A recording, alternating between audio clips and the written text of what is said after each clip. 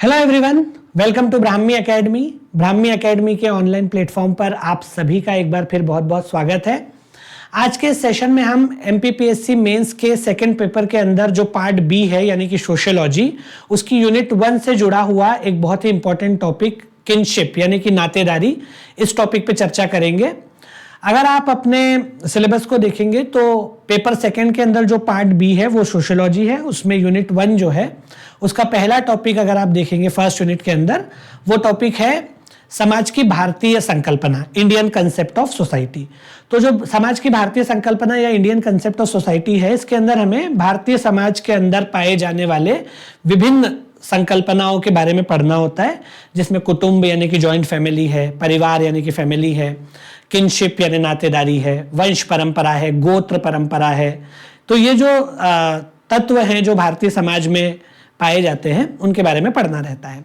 इसमें से हम कुटुंब यानी कि जॉइंट फैमिली और परिवार यानी कि फैमिली, ये दोनों व्यवस्थाएं देख चुके हैं बहुत डिटेल में, आप प्रीवियस वीडियोस को देख लीजिए। आज के इस सेशन में हम जो थर्ड सिस्टम है इंडियन सोसाइटी के अंदर, जिसको हम किनशिप या नातेदारी बोलते हैं, उसके बारे में चर्चा करेंगे। इसका ये कतई मतलब नहीं है कि ये सब व्यवस्थाएं आपको दुनिया में और कहीं नहीं देखने को मिलेगी, केवल भारतीय समाज में ही देखने को मिलेगी। It's not like that. हमको इसको भारतीय परिप्रेक्ष्य में पढ़ना रहता है, ऐसा है, तो इसलिए इसको इंडियन कंसेप्ट से बोल देते हैं। वैसे तो आपको फैमिली हर जगह दुनिया में मिलेगी देखने के लिए, किनशिप्स भी दुनिया में है, कौटुंबिक व्यवस्था भी है, जॉइंट फैमिली सिस्टम भी कहीं कहीं देखने को मिलता है। हाँ, वंश और गोत्र की परंपरा, खासतौर पे जो गोत्र की परंपरा है, दैट इज वेरी यूनिक, वो अपनी यूनिक परंपरा है। पर बाकी चीजें तो हर जगह है, पर उसको हम इंडियन कंसेप्ट में देखते हैं, इंडियन कॉन्टेक्स्ट में, बेसिकली भारतीय संदर्भ में देखते हैं, along with the general context. एक सामान्य कंटेक्स्ट तो होता ही है, लेकिन सामान्य कंटेक्स्ट के साथ साथ उसको भारत के कंटेक्स्ट में भी देखते हैं।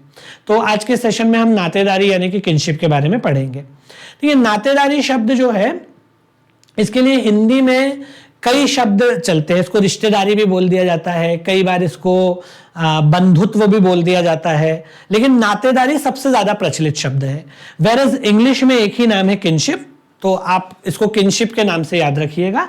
वैसे हिंदी में प्रचलित रूप से नातेदारी शब्द चलता है, कहीं कहीं बंधुत्व, रिश्तेदारी जैसे शब्द भी देखने को मिल सकते हैं। ठीक है, अब अगर हम नातेदारी की बात करें तो देखिए, आप इसको समझते हैं किनशिप को, मतलब अगर आप बोलचाल से इसको उठा लें, थोड़ा सा हम देखिए, समाज शास्त्र जो है वो बहुत ही ह्यूमन सब्जेक्ट है। ह्यूमन का मतलब है कि हम समाज में रहते हैं, सामाजिक संबंधों से बंधे हुए हैं, समाज को महसूस करते हैं, उसके एक हिस्से हैं, तो हम लोग उसको जानते समझते हैं, बस उसको एक व्यवस्थित रूप से पारिभाषिक शब्दावली में पढ़ना रहता है हम लोगों को, बाकी हम जानते बूझते सब है इसके बारे में। तो नातेदारी या किनशिप आप वैसे थोड़ा बहुत जो है वो तो समझते ही है कि नातेदारी या किनशिप क्या होता है। हमारे परिवारों में, हमारे समाज में जो हमारे संबंध होते हैं, सामाजिक संबंध होते हैं, जो रिश्तेदारी होती है, उसी को नातेदारी बोला जाता है। अब देखिए, रिश्तेदारी दो तरह की होती है। एक तो ब्लड रिलेशन से होती है, रक्त संबंधों से, ठीक है, जिसको सगोत्री संबंध भी बोल देते हैं, ब्लड रिलेशन भी बोल देते हैं, इसको कंसेंग्यूनिटी भी बोलते हैं इंग्लिश में। कंसेंग्यूनिटी ये शब्द याद रखिए। तो एक तो ब्लड संबंध से हमारी रिश्तेदारी होती है, ठीक है। दूसरी रिश्तेदारी जो है वो हमारी विवाह संबंध से होती है, मैरिज से, शादियों से, ठीक है, जिसको मैरिज बोलते हैं। इसको ज्यादा रिफाइंड शब्द में अंग्रेजी में एफिनिटी बोला जाता है, ठीक है। तो जो रक्त संबंध होते हैं, खून के रिश्ते, ब्लड रिलेशंस होते हैं, उसको बोलते हैं कॉन्सेग्यूनिटी। और दूसरे होते हैं विवाह के संबंध से, जिसको मैरिज बोल देते बोलचाल में, सही शब्द जो एग्जैक्ट वर्ड है वो है एफिनिटी, ठीक है। तो एफिनिटी के संबंध होते हैं। दो संबंध तो ये होते हैं, इसी से नातेदारियां बनती है। भाई संबंध हमारे रिश्तेदारी कहां से बनती है, इसी से बनती है ना, या तो हमारा खून का संबंध हो या फिर शादी का संबंध हो। जैसे एक कपल है, ये कपल आपस में पति पत्नी है, तो इनका संबंध खून का नहीं है, शादी का है। फिर इनके बच्चे हुए, तो बच्चों से इनका दोनों का संबंध खून का है। अब ये जो कपल है, इनके पेरेंट्स भी होंगे, मतलब ये बच्चों के दादा दादी और इनके माता पिता, ठीक है। अब ये जो पत्नी आई है, इसका उनसे विवाह से संबंध बन रहा है, ये उनकी बहू है, इसके सास ससुर है वो लोग, तो उससे संबंध खून का नहीं बन रहा है। कैसे बन रहा है? विवाह का बन रहा है। संबंध इसके बन रहे हैं बच्चों के अलावा, वो सभी विवाह से बने हैं, चाहे वो उसके देवर हो, नंदे हो, है ना, या सास ससुर हो, जेठ हो, जिठानी हो, उससे जितने भी संबंध बन रहे हैं, देवर देवरानी, सबसे जो संबंध बन रहे हैं इस स्त्री के काहे से बन रहे हैं? विवाह से बन रहे हैं। सारी नातेदारी विवाह से बन रही है। केवल एक इसके जो बच्चे होंगे बायोलॉजिकल, वो उसके खून के बच्चे, मतलब खून के संबंध होंगे, ब्लड रिलेशंस होंगे। सेम केस पति का है। पति का पत्नी की फैमिली से जो रिलेशन बन रहा है सब शादी से बन रहा है। सास ससुर है, साला है, सालियां हैं, उनके पति पत्नी है, बच्चे हैं, साड़ू वगैरह, ये सब जो संबंध बन रहे हैं वो कैसे बन रहे हैं? शादी से बन रहे हैं। बच्चों से संबंध खून से। तो दो तरह के संबंध होते हैं। बाकी दादा दादी के बच्चों से, चाचा चाची बुआ सबके बच्चों से, मौसा मामा बच्चों से जो संबंध बन रहे हैं वो खून से बन रहे हैं। बच्चों के आपस में भाई बहन है तो ब्लड रिलेशन है। तो दो तरह के संबंध हो सकते हैं, या तो हमारे जो नातेदारी बनती है, रिश्तेदारी बनती है, वो ब्लड रिलेशन से बनती है, या फिर विवाह के संबंध से बनती है। ठीक है। एक तीस और इनको सामाजिक मान्यता प्राप्त होती है। इनको क्या प्राप्त होती है? सोशल रिकॉग्निशन होता है, सोसाइटल रिकॉग्निशन होता है, सामाजिक मान्यता प्राप्त होती है। ठीक है। एक और स्थिति वो हो सकती है जहां पर बच्चे को गोद लिया जाए, या तो लीगली लिया जाए, और लीगली नहीं भी लिया जा रहा तो सोसाइटल, पहले तो लीगल सिस्टम था ही नहीं तो सोसाइटल लिया जा रहा है, पर उसको समाज की मान्यता है, या तो कानून की भी मान्यता है प्लस समाज की भी मान्यता है, या फिर कानून की नहीं भी है तो कम से कम समाज की मान्यता है। उनको सब लोगों को मालूम है कि ये बच्चा इन्होंने गोद लिया हुआ है, इनके यहाँ रहता है, और इन्होंने गोद ले लिया है, उसको किसी रिश्तेदार से लिया हो चाहे किसी थर्ड पर्सन से लिया हो, तो पर गोद लिया हुआ है, उसको सामाजिक मान्यता है। या तो लीगली ले लिया है अडॉप्ट, तो फिर कानूनी मान्यता भी हो गई, सामाजिक भी हो गई। या अगर लीगली नहीं भी लिया है फिर भी सबको पता है कि भाई गोद लिया हुआ बच्चा है, तो सामाजिक मान्यता है, तो वो भी नातेदारी में आ जाएगा। तो अब हम नातेदारी की परिभाषा अगर देखें किनशिप की, तो आप देखें नातेदारी सामाजिक रिश्तों के जाल को संदर्भित करती है। ये जो है हमारे सोशल रिलेशंस का जो नेट बनता है, जो इंटरनेट जैसा जो नेटवर्क बनता है पूरा, उसको बोलते हैं नातेदारी। हमारे आपस में जो रिलेशन है उससे जो पूरा नेटवर्क बन जाएगा, विवाह के संबंध से और ब्लड रिलेशन से, मेरा भाई, चाचा, ताया, चाची, उनके बच्चे, कजिन्स, है ना, दादा दादी, नाना नानी, मामा मामी, मौसा मौसी, उनके बच्चे, कजिन्स, है ना, फिर अपने खुद के बच्चे, उनके बच्चे, पोता पोती, नाता नाती नातिन, ये जो पूरा एक जाल बन जाता है संबंधों का, इसको नातेदारी बोलते हैं, किनशिप। ये तीन तरीके से बन सकती है, प्राइमरीली दो तरीके से, विवाह के संबंध से या रक्त के संबंध से, जो मैंने आपको बता दिया, शादी से बनती है या फिर खून के रिश्तों से बन जाती है। तीसरी स्थिति वो बन जाती है जिसको अनुमानित नातेदारी बोलते हैं, गोद लेने से, फिक्टिव किनशिप, फिक्टिव किनशिप इसको बोलते हैं, जो कि आपकी चॉइस से बनती है। सॉरी, चॉइस का मतलब क्या होता है? चॉइस का मतलब कि आपने अपनी मर्जी से गोद ले लिया किसी को, बच्चे को, और उसको सामाजिक मान्यता होना चाहिए। पर नातेदारी में सबसे इंपॉर्टेंट चीज होती है सोशल रिकॉग्निशन। अगर रिश्ते को सामाजिक मान्यता नहीं है तो वो नातेदारी की कैटेगरी में नहीं आ सकता। जैसे मान लीजिए कि किसी ने छुप के शादी कर ली, लोगों को मालूम ही नहीं है, तो वो नातेदारी थोड़ी कहलाएगी जब किसी को पता ही नहीं है।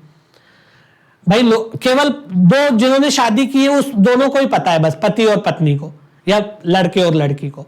लड़के और लड़की के अलावा किसी थर्ड को नहीं पता कि इन्होंने शादी की है, तो वो किनशिप नहीं बनेगी। फिर इसी तरीके से कोई किसी का बच्चा है लेकिन मालूम ही नहीं है कि इसका बच्चा है, तो वो नातेदारी नहीं बनेगी। नातेदारी के लिए अनिवार्य शर्त है सामाजिक मान्यता। समाज के द्वारा उसको रिकॉग्निशन मिलना चाहिए कि हाँ ये पति पत्नी है, ये इसके चाचा ताया है, ये इनके बच्चे हैं या गोद लिए हुए बच्चे हैं, चाहे जैविक बच्चे हो या गोद लिए हुए बच्चे हो, सोसाइटल रिकॉग्निशन होना चाहिए, तो वो कहलाती है नातेदारी। तो इससे जो पूरा एक जो नेटवर्क बनता है रिश्तेदारी का, वो कहलाता है किनशिप या नातेदारी, या तो रक्त से या विवाह से या पसंद यानी अनुमानित नातेदारी। इसका मतलब होता है गोद लेना, है ना। चॉइस या फिक्टिव किनशिप बोलते हैं इसको, इंग्लिश शब्द याद रखिए, चॉइस या फिक्टिव किनशिप। फिक्टिव मतलब अपने मन से, फिक्शन के द्वारा, अनुमानित, ठीक है। ये अंग्रेजी टर्म्स याद रखिए, रक्त संबंध को कंसंग्यूनिटी बोलते हैं और शादी को एफिनिटी बोलते हैं, ठीक है। इससे जो पूरा रिश्तेदारी का जाल बन जाता है संबंधों का, सामाजिक संबंधों का, सोशल रिलेशंस का जो पूरा नेटवर्क बनता है, उसको किनशिप बोलते हैं, ठीक है। नातेदारी व्यवस्था में समाज द्वारा मान्यता प्राप्त वे संबंध आते हैं जो अनुमानित या वास्तविक वंशावली पर आधारित होते हैं। अनुमानित मतलब गोद ली हुई, फिक्टिव किनशिप, और वास्तविक मतलब या तो ब्लड रिलेशन या शादी वाले। वास्तविक में दोनों आ जाते हैं, ब्लड रिलेशन और मैरिज, और फिक्टिव यानी अनुमानित में गोद लिए हुए, पर तीनों ही को सामाजिक मान्यता होना चाहिए। इसके जरिए जो पूरा सामाजिक संबंधों का अंतरजाल बनता है वो नातेदारी कहलाता है। मामा, चाया, भतीजा, भतीजी, भांजा, भांजी, नाता, नाती, नातिन, पोता, पोती, देवर, भाभी, साली, जीजा, ये जो पूरा का पूरा सिस्टम बनता है वो सभी क्या कहलाता है? किनशिप कहलाता है। ठीक है, ये जरूरी नहीं डायरेक्ट हो, इनडायरेक्ट भी हो सकता है। जैसे कजिन्स हैं, फर्स्ट कजिन होते हैं, सेकंड कजिन होते हैं, वो सब नातेदारी में आ जाते हैं। जैसे सिबलिंग, पहला लेवल है सिबलिंग का, इसको थोड़ा समझो। जैसे ये भाई बहन है आपस में, ये भाई है, ये इसकी बहन है, सगे भाई बहन है, सहोदर जिसको सिबलिंग बोलते हैं। ठीक है, एक ही माता के गर्भ से उत्पन्न हुए हैं तो इनको सहोदर बोलते हैं। सहोदर मतलब एक ही उदर से उत्पन्न, सिबलिंग भाई बहन, एक ही माता और एक ही पिता की संतान है। अब ये जो भाई है, इसकी शादी हुई, इसका एक बच्चा हुआ, ये बहन की भी शादी हो गई, इसका भी एक बच्चा हुआ। ये आपस में क्या हो गए? फर्स्ट कजिन्स हो गए। ठीक है, ये आपस में क्या हो गए? फर्स्ट कजिन, मामा बुआ के बेटे। इसकी बुआ की बेटी है, ये इसके मामा का बेटा है। ठीक है, मतलब इसकी शादी हुई किसी लड़की से, इसकी शादी हुई किसी लड़के से, दोनों के बच्चे हुए, फर्स्ट कजिन्स है। ये भी किनशिप में है। अब सेकंड कजिन हो जाएगा। मान लो ये जो बंदा है, इसकी किसी से शादी हो गई, ये जो लड़की है इसकी भी किसी से शादी हो गई। अब इन लोगों के जो बच्चे होंगे वो सेकंड कजिन्स कहलाएंगे, क्योंकि ये आपस में सगे भाई बहन नहीं है, फर्स्ट कजिन्स है, मामा बुआ के बेटे हैं। इनके बच्चे जो होंगे वो क्या कहलाएंगे? सेकंड कजिन्स कहलाएंगे। तो ये सब किनशिप में आ जाएगा। आगे बात समझ में? तो ये पूरा जो एक नेटवर्क बनता है संबंधों का, उसको किनशिप बोल देते हैं।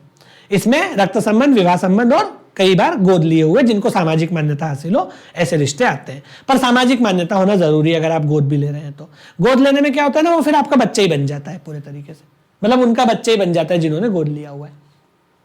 इसको फिक्टिव किनशिप बोलते हैं, अनुमानित नातेदारी। अब आप बोलेंगे कि भाई सामाजिक, ये जो आपका सिस्टम बना हुआ है पूरा का पूरा किनशिप का, किनशिप जो है एक मौलिक सामाजिक संस्था है, एक बहुत ही क्या बोलना चाहिए, एक ऐसी ओरिजिनल सिस्टम है समाज का, क्योंकि हर समाज में आपको नातेदारी देखने को मिलेगी, जो व्यक्तियों के बीच में संबंधों को निर्धारित करती है, उनकी भूमिकाओं को निर्धारित करती है, उनकी रिस्पॉन्सिबिलिटीज को निर्धारित करती है, उनके व्यवहार को भी नियंत्रित करती है। तो ये जो पूरी किनशिप का सिस्टम है, ये एक बहुत ही अच्छी व्यवस्था है। अच्छी इन द सेंस कि समाज के संचालन के लिए, समाज के नियंत्रण के लिए, उसके दायित्वों को फिक्स करने के लिए, एक पूरा का पूरा व्यवस्थित ढंग से उसको सुचारू ढंग से चलाने के लिए किनशिप का सिस्टम बहुत ही कारगर साबित होता है। किनशिप में क्या होता है ना कि इसके जरिए आपस में हमारे संबंध फिक्स हो जाते हैं, दायित्व फिक्स हो जाते हैं कि भाई मैं छोटा हूं तो मुझे बड़ों का आदर करना है, बड़े हैं तो उन्हें छोटों का ख्याल रखना है, अगर हम उम्र है तो दोस्ती जैसा संबंध रहेगा। फिर एक दायरा भी होता है, ससुर और बहू है तो एक दायरा रहेगा, है ना। कई बार हंसी मजाक का भी रिलेशन होता है, जैसे जीजा साली है या देवर भाभी है तो हंसी मजाक का भी रहता है। तो एक रोल फिक्स हो जाता है, आपसी व्यवहार फिक्स हो जाता है, दायरे फिक्स हो जाते हैं। कहीं पर चुहलबाजी है, कहीं पर मर्यादा है, कहीं पर मतलब समत्व का भाव है, समता का भाव है। तो इससे क्या होता है, हमारे दायित्व, एक दूसरे के प्रति व्यवहार, हमारे रोल्स, हमारी भूमिकाएं तय हो जाती है। तो एक व्यवस्थित ढंग से समाज चलता है। तो किनशिप का ये महत्व भी है। ठीक है, एक समाजशास्त्री हुए Fox, Robin Fox. Robin Fox महोदय जो हैं, उन्होंने किनशिप के बारे में ये कहा है कि जो किनशिप है, मैं इंग्लिश में पढ़ दे रहा हूं फिर उसको हिंदी में ट्रांसलेट कर लेंगे। Kinship is a structure system of relationships in which individuals are bound to one another by complex interlocking ties.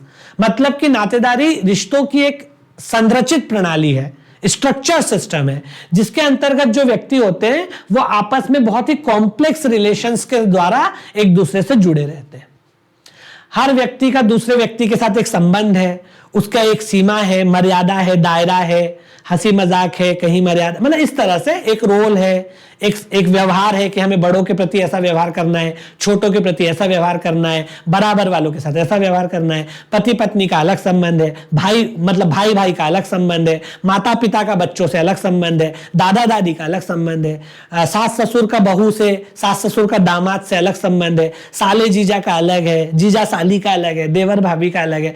तो हर संबंध के एक निश्चित विमा है, एक निश्चित क्या बोलना चाहिए, डिमेंशन है, एक निश्चित डायमेंशन है कि भाई उसमें ये रोल रहेगा, ये व्यवहार करना है, ऐसा आचरण करना है, एक दूसरे के प्रति ये भाव होना चाहिए। ये तो ये पूरा तय हो जाता है और इसी से समाज जो है एकदम कसावट के साथ बंधा रहता है। आप देखते हैं ना, आप घर में कजिन्स के साथ अलग रिलेशन है, भाई बहन के साथ अलग है ना, पापा मम्मी के साथ अलग है, चाचा चाची के साथ अलग है, देवर भाभीियों का अलग होता है। तो हर रिश्ते के हिसाब से आपकी भूमिका, आपका व्यवहार, आपका आचरण, आपकी सीमा मर्यादा तय हो जाती है। बहू का सास ससुर के साथ, जेठ का जेठानी का, देवर देवरानियों का आपस में, भाई बहनों का आपस में, तो ये पूरा एक स्ट्रक्चर बन जाता है जिसको नातेदारी बोलते हैं। और बहुत इंपॉर्टेंट है क्योंकि इससे एक कसावट आ जाती है समाज में, भूमिकाओं में, व्यवहारों में एक कसावट आती है। इसको बोलते हैं किनशिप या नातेदारी। ठीक है, तो ये आपको मेरे साथ से समझ में आ गया होगा। अब नातेदारी के तत्व की अगर हम बात करें, जो की एलिमेंट्स है नातेदारी के, उसकी बात करते हैं। देखिए, नातेदारी के की एलिमेंट्स को अगर हम देखें तो वो 3 तरह के होते ही हैं, जो मैंने आपको बता दिया। समरक्त संबंध, इसको कंसेंग्युइनिटी बोलते हैं। इसके अंतर्गत रक्त संबंधों पर आधारित रिश्ते आते हैं। ठीक है, उसके बाद आते हैं आपके विवाह संबंध, जिसमें पति पत्नी और ससुराल वाले आते हैं, आप जानते हैं, इसको एफिनिटी बोलते हैं। ठीक है, इसमें विवाह में सब ससुराल वाले आ जाएंगे, क्योंकि जो बहू घर में आती है, बच्चों को छोड़ के बाकी सारे ससुरालियों से उसका रिश्ता शादी से बनता है। सेम केस विद दामाद है ना, जो पति है, मतलब जो पुरुष है, उसका भी पत्नी के परिवार वालों से रिश्ता जो है वो ससुराल से, मतलब विवाह से बनता है। साला, सलहत, साली, साढ़ू, सास, ससुर, इनके बच्चे, भतीजे भतीजे वगैरह जो भी होते हैं, विवाह से बनता है। ऐसे बहू का भी बच्चों को छोड़ के बाकी ससुरालियों से रिश्ता शादी से बनता है। ठीक है, ऐसा। बाकी माता पिता बच्चे भाई बहन, ये ब्लड रिलेशन वाले। ठीक है, और एक होता है उभयनयी। उभयनयी को बोलते हैं फिक्टिव किनशिप, वही अनुमानित, जिसमें गोद लिया हुआ आता है, जिसको सामाजिक मान्यता प्राप्त है। ठीक है, इसमें और भी रिश्ते होते हैं, अपने भारतीय समाज में तो नहीं, पर बाकी आप पश्चिमी समाजों में जाओगे तो गॉडफादर और गॉड मदर का कंसेप्ट है, वो भी फिक्टिव किनशिप में ही आता है। भारत में तो गॉडफादर गॉड मदर जैसी व्यवस्थाएं नहीं बहुत ज्यादा देखने को मिलती, पर पश्चिम के समाजों में ऐसी व्यवस्थाएं हैं, वो भी फिक्टिव किनशिप में आता है। ठीक है ना, जो आप अपनी मर्जी से चूज करते हो। ठीक है, सबसे पहले आते हैं सामाजिक रिश्तेदार नातेदारी पे, सोशल किनशिप। देखिए, सोशल किनशिप की अगर हम बात करें, तो इसको सोशल किनशिप का मतलब होता है जहां पर रक्त संबंध नहीं है, ना वैवाहिक संबंध है, उसके बावजूद भी अगर आपके रिश्ते बन जाते हैं तो उसको सोशल किनशिप बोल देते हैं। अब ये किनशिप का एक अलग ही तरह का स्वरूप है, जिसमें ना ब्लड रिलेशन है, ना विवाह रिलेशन है, उसके बावजूद आपके आपस में संबंध बन जाते हैं, तो उसको हम क्या बोल देते हैं? सोशल किनशिप बोल देते हैं।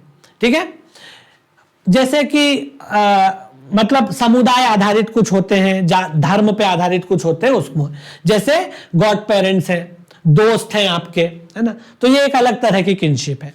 अब आपके दोस्त से ना आपका ब्लड का रिलेशन है, ना आपकी रिश्तेदारी है, ना आपका विवाह का संबंध है, बस दोस्ती का संबंध है, तो वो सोशल किनशिप हो गया, है ना। तो वो जहां पर ये तीनों नहीं है, ना ब्लड रिलेशन है, ना पे मैरिज है, ना गोद लेना वाला है, मतलब फिक्टिव किनशिप भी नहीं है, ब्लड रिलेशन भी नहीं, मैरिज भी नहीं, फिक्टिव किनशिप भी नहीं, उसके अलावा जो रिश्ते बनते हैं उसको सोशल किनशिप बोल देते हैं। जैसे दोस्ती, अब आप किसी से दोस्ती कर रहे हो, आपका ना रिश्तेदार है, ना शादी का रिश्ता है, ना गोद वोद का रिश्ता है, ऐसी आपस में दोस्ती है, तो वो सोशल किनशिप होती है, सामाजिक नातेदारी।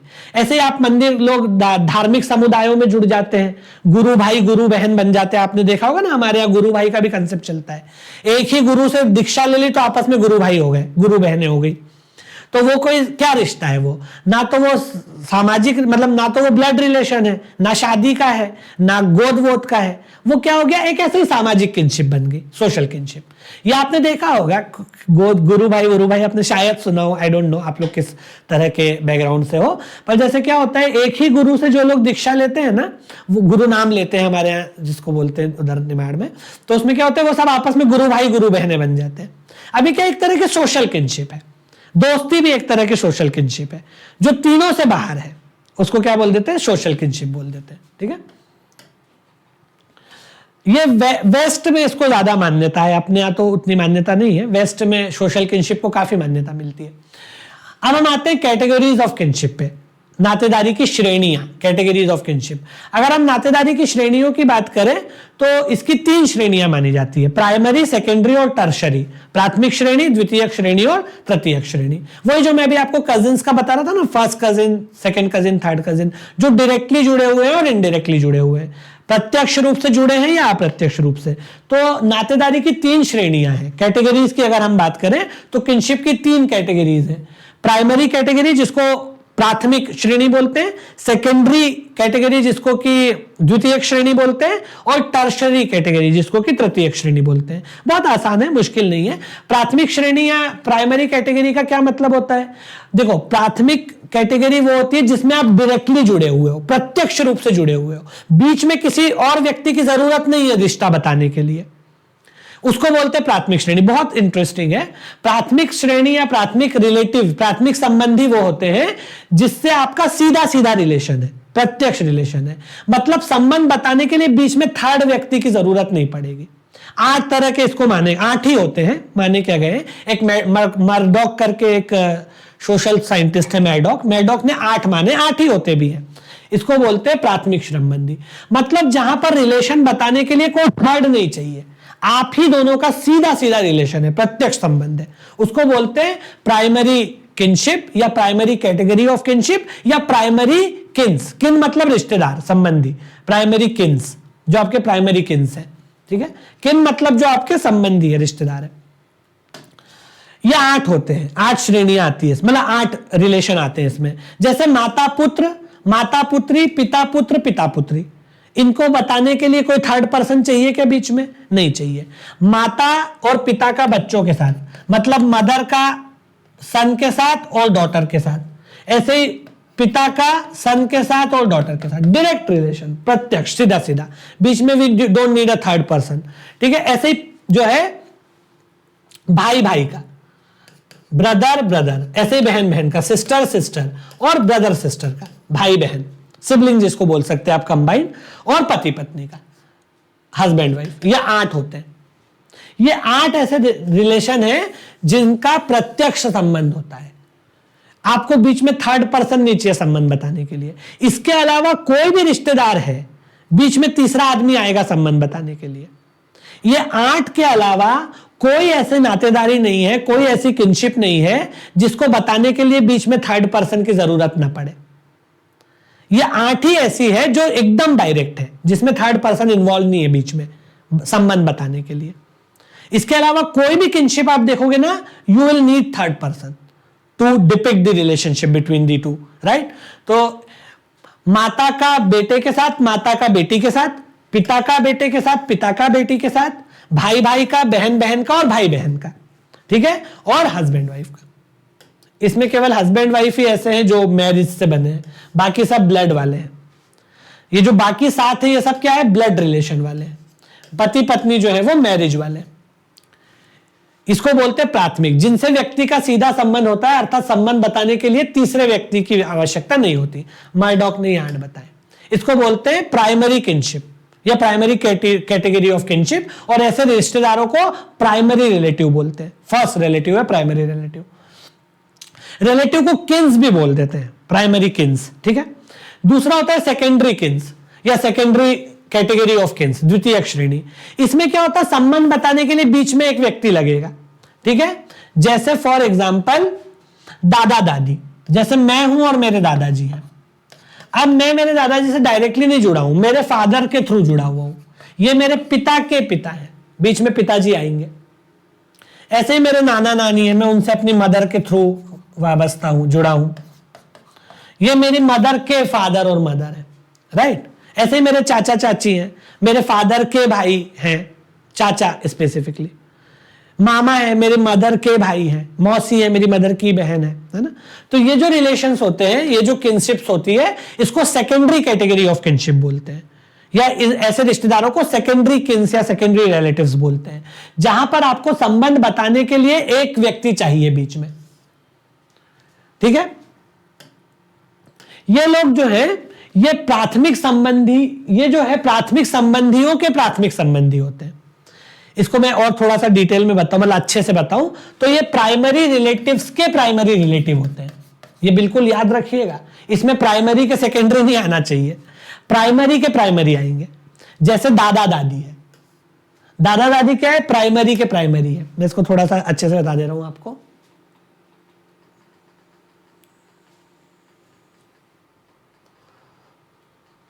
ये प्राइमरी के प्राइमरी होते हैं। जैसे दादा है या दादी भी है, बल्कि दादा है और दादी है।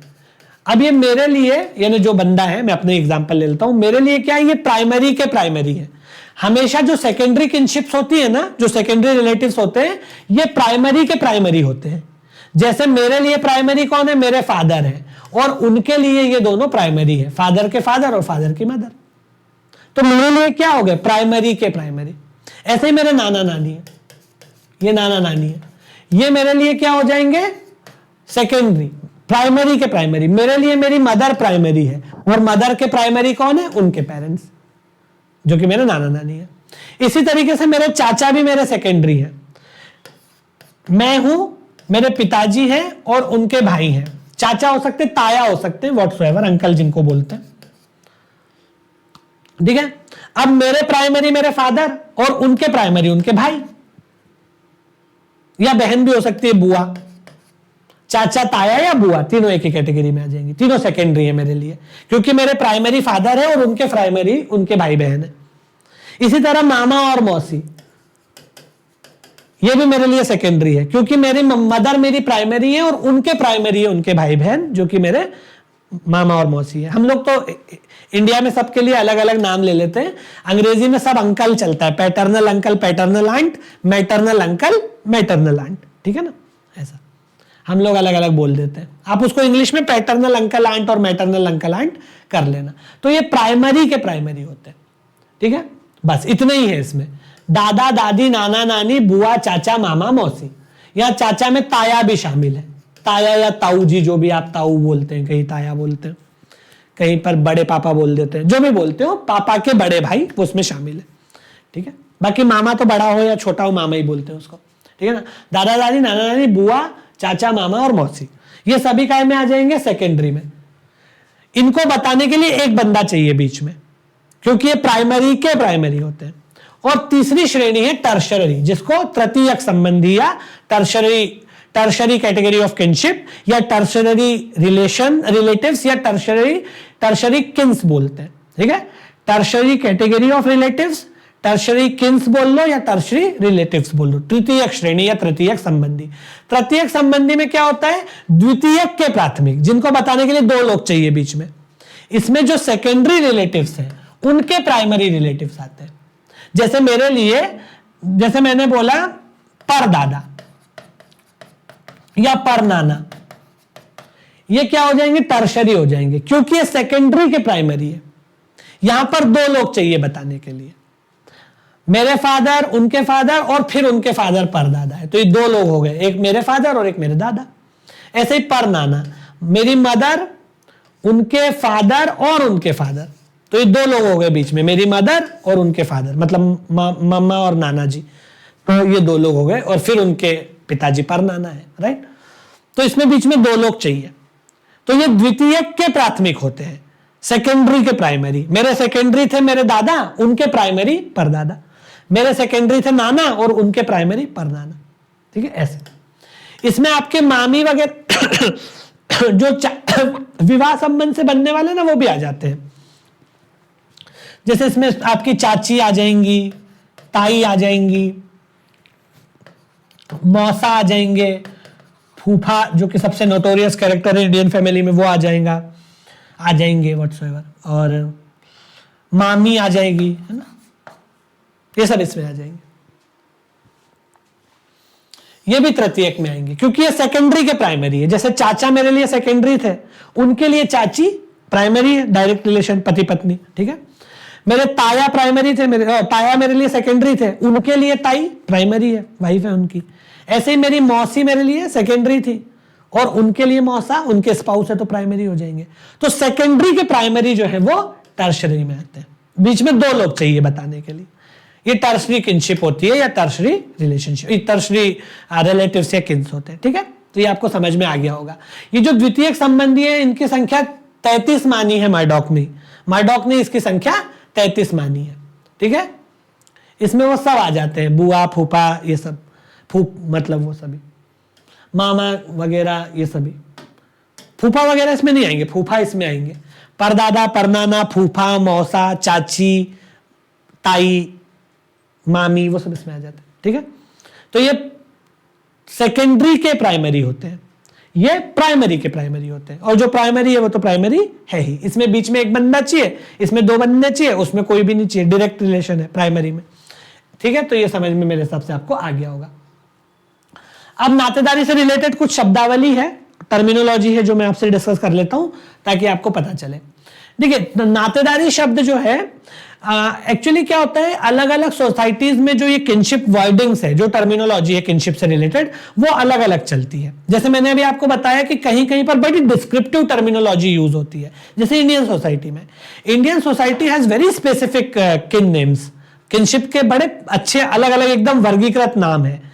ताया आप समझ जाओगे पिता का बड़ा भाई, ताई आप समझ जाओगे पिता के बड़े भाई की पत्नी, चाचा पिता का छोटा भाई, चाची पिता के छोटे भाई की पत्नी, फूफा पिता का मतलब बुआ पिता की बहन, मौसी माता की बहन, मामा माता का भाई, मामी माता के भाई की बहन, फूफा पिता की बहन का पति, मौसा माता की बहन का पति, राइट। पर नाना, पर दादा, ये तो खैर है ही। फिर उसके बाद भांजा भांजी, बहन के जो बच्चे होते हैं भांजे भांजी, भाई के जो बच्चे होते हैं भतीजे भतीजी, बहन का बच्चा भांजा और भांजी, भाई का बच्चा भतीजा और भतीजी। तो ये डिस्क्रिप्टिव किनशिप है। इसमें क्या है ना कि बहुत, इसको बोलते हैं वर्णनात्मक, डिस्क्रिप्शन दिया हुआ है। तो कुछ समाज ऐसे होते हैं जिनमें किनशिप नेम बड़े डिस्क्रिप्टिव होते हैं। नातेदारी के जो संज्ञाएं होती है, नाम होता है, नामकरण नॉमेनक्लेचर जो होता है, वो बहुत ही क्लियर होता है, डिस्क्रिप्टिव होता है कि आपको उसी से पता चल जाएगा कि कौन है। मामा शब्द में निहित है, ताया शब्द में निहित है कि कौन है, अलग से स्पेसिफाई करने की जरूरत नहीं है। जबकि कुछ होते हैं जिसको क्लासिफिकेटरी बोलते हैं, वर्गीकरणात्मक। इसमें क्या होता है ना, इसमें कोई नाम एक ही होता है और सबको एक साथ एक ही थैली में डाल देते, जैसे कजिन। अब कजिन में आपको पता ही नहीं चलेगा कि कजिन कौन सा कजिन है। मामा का बेटा भी कजिन है, मौसी का बेटा भी कजिन है, चाचा ताया के बच्चे भी कजिन है, बुआ का बच्चा भी कजिन है। इसको बोलते हैं वर्गीकरणात्मक, इंग्लिश में, हिंदी में। इंग्लिश में इसको क्लासिफिकेटरी बोलते हैं, that is more easy to pronounce, classificatory. Classificatory जो है उसमें क्या होता है, एक ही टर्म जो है can be use for multiple relatives और किन्स। एक ही टर्म है, जैसे कजिन है इंग्लिश में, cousin is use for every cousin, तो इसको बोलते हैं क्लासिफिकेटरी। इसमें क्या होता है, एक ही किन नेम, एक ही नॉमेनक्लेचर इज और can be use for multiple Keynes, कई नातेदारों के लिए, कई रिलेटिव्स के लिए एक ही वर्ड को यूज कर लिया जाता है। जैसे किनशिप, कजिन है, ठीक है। अंकल है, जैसे उधर वेस्ट में अंकल चलता है, उसमें सब अंकल है, चाचा भी अंकल है, ताया भी अंकल है, फूफा भी अंकल है, मौसा भी अंकल है, मामा, सभी अंकल है। तो वो वहां क्लासिफिकेटरी नेम ज्यादा चलते हैं। ब्रदर इन लॉ, जीजा भी ब्रदर इन लॉ है, देवर भी ब्रदर इन लॉ है, जेठ भी ब्रदर इन लॉ है, साला भी ब्रदर इन लॉ है, everybody is brother in law. जबकि हमारे बहुत डिस्क्रिप्टिव है, साला अलग है, जीजा अलग है ना, इस तरीके से। तो 2 तरह के किन नेम्स चलते हैं दुनिया में, एक चलते हैं डिस्क्रिप्टिव और दूसरे चलते हैं क्लासिफिकेटरी। डिस्क्रिप्टिव बड़े स्पेसिफिक होते हैं, बहुत स्पेसिफाई रोल बताते हैं, जीजा, साला, मौसा, फूफा, सलहज, साली, है ना, ये सब। और जो क्लासिफिकेटरी होते हैं वो एक ही में सबको भर देते हैं, एक क्लास बना दी। क्लासिफिकेटरी का मतलब क्या है, एक क्लास बना दी और उसी में सबको डाल दिया। जैसे कजिन, सारे कजिन उसमें आ गए। ब्रदर इन लॉ, सारे ब्रदर इन लॉ को ब्रदर इन लॉ ही बोलेंगे। अंकल, सारे अंकल को अंकल बोल देंगे, चाचा हो, ताया हो, फूफा हो, मौसा हो, सब अंकल। जीजा हो, साला हो, मतलब या देवर हो, जेठ हो, सब ब्रदर इन लॉ। भाभी हो, मतलब भाभी हो, मौसी हो, मतलब वो सभी जो है वो, सॉरी भाभी नहीं बोलेंगे उसको यार, साली हो या नंद हो, सब सिस्टर इन लॉ, है ना, ऐसा। जबकि हमारे नंद अलग होती है, साली अलग होती है। तो इंडिया में क्या है, डिस्क्रिप्टिव सिस्टम चलता है ज्यादा, और वेस्ट में क्या चलता है, क्लासिफिकेटरी सिस्टम। हमारे यहां हर रिश्ते का अलग नाम है, उसी में निहित है। आपने ननद बोल दिया तो निहित है कि पति की बहन है, साली बोल दिया निहित है पत्नी की बहन है, सलहज बोल दिया निहित है साले की बीवी है, मतलब पत्नी के भाई की बीवी है, ठीक है। जिठानी बोल दिया पति के बड़े भाई की बीवी है। तो ये अपने आप में डिस्क्रिप्टिव टर्मिनोलॉजी है। जबकि जो वर्गीकरणात्मक होती है उसमें एक ही शब्द में कई रिश्ते निहित होते हैं। एक ही शब्द है, सभी के लिए वो यूज हो रहा है, एक क्लास बना दी सबके लिए यूज हो रहा है, उसको बोलते हैं क्लासिफिकेटरी। तो भारत में ज्यादातर जो है वो वर्णनात्मक मिलते हैं, वेस्ट में आपको ज्यादातर क्लासिफिकेटरी मिलेंगे, ठीक है। उसके बाद आते हैं किनशिप के यूसेज। किनशिप यूसेज जो है वो थोड़ा सा बड़ा टॉपिक है, इसको अब अगली क्लास में कंटिन्यू करेंगे। यूसेज बहुत इंटरेस्टिंग टॉपिक है, तो थोड़ा सा बड़ा भी है, it's a bit larger topic, तो उसको अब हम नेक्स्ट क्लास में कंटिन्यू करेंगे। बहुत इंटरेस्टिंग है किनशिप के जो यूसेज है। थोड़ा सा मैं आपको अगर बताना चाहूँ तो इसमें आपको जो रिलेशनशिप्स का जो दायरा होता है ना, उसको इसमें देखना रहता है। जैसे क्या होता है ना, जो हमारा व्यवहार होता है, जो सीमाएं होती है, मर्यादाएं होती है, उसको बोलते हैं नातेदारी की रीतियां, यूसेज ऑफ किनशिप, है ना। जैसे कुछ रिश्ते ऐसे होते हैं जिसमें पर्दा है, पर्दा तो नहीं बोलेंगे पर एक दूरी होती है, उसको जो है इसके अंदर परिहार बोला जाता है। एक परिहार करके एक शब्द भी आएगा, विमुक्ता या परिहार, अवॉइडेंस या परिहार। इसमें क्या होता है कि जो दो नातेदार हैं उनका आपस में दूरी होती है, मर्यादा की दूरी होती है, मतलब उसको बोलते हैं विमुक्ता या परिहार, इंग्लिश में अवॉइडेंस, जिसमें वो एक दूसरे को अवॉइड करते हैं। अवॉइड मतलब बहुत घुलते मिलते नहीं है। जैसे ससुर का बहू के साथ रिश्ता, उसमें बहुत ज्यादा घुलना मिलना नहीं है, वो अवॉइड मारेंगे एक दूसरे को। ससुर और बहू के बीच में ना पर्दा होता है, मतलब पर्दा नहीं भी होता तो वैसा बहुत खुलापन नहीं है। सास का दामाद के साथ पर्दा होगा, या ससुर का भी दामाद के साथ एक उसमें क्या बोलना चाहिए, औपचारिकता रहती है ना, ऐसा। ये जेठ का भी बहू के साथ, छोटे भाई की जो पत्नी होती है, जेठ और बहू, उनके बीच में भी ये परिहार का रिश्ता होता है, जिसमें अवॉइडेंस रहता है, दूरी रहती है। दूसरा होता है परिहास। परिहास मतलब हंसी मजाक का रिश्ता, जैसे देवर और भाभी का है, साली और जीजा का है, उसमें खूब हंसी मजाक, ठिठोली, कई बार थोड़ी इनअप्रोप्रिएट चीजें भी हो जाती हैं, तो वो सारी चीजें होती है ना। फिर एक होता है माध्यमिक संबोधन, जिसको टेक्नोनॉमी बोलते हैं। इसमें क्या होता है कि जो रिश्तेदार, इसमें संबंध ये होता है कि मतलब जो रिश्तेदार होता है, नातेदार, वो सीधे दूसरे का नाम नहीं लेता है, किसी दूसरे रिश्तेदार के जरिए लेता है। ये भी एक व्यवहार होता है, एक मर्यादा होती है। जैसे भारतीय परंपरा में पत्नी जो है वो पति का सीधे सीधे नाम नहीं लेती है, चिंटू के पापा या मुन्नी के पापा इस तरह से बुलाएगी, नाम लेना ठीक नहीं माना जाता है, ठीक है। तो अमुक के पापा के रूप में उसको संदर्भित किया जाता है, इसको माध्यमिक संबोधन बोलते हैं। ऐसा हर जगह होता है। जैसे खासतौर पे ग्रामीण परिवारों में आप देखेंगे कि पत्नियां पतियों के नाम नहीं लेगी, बच्चे के पापा के नाम से संबोधित करेंगी।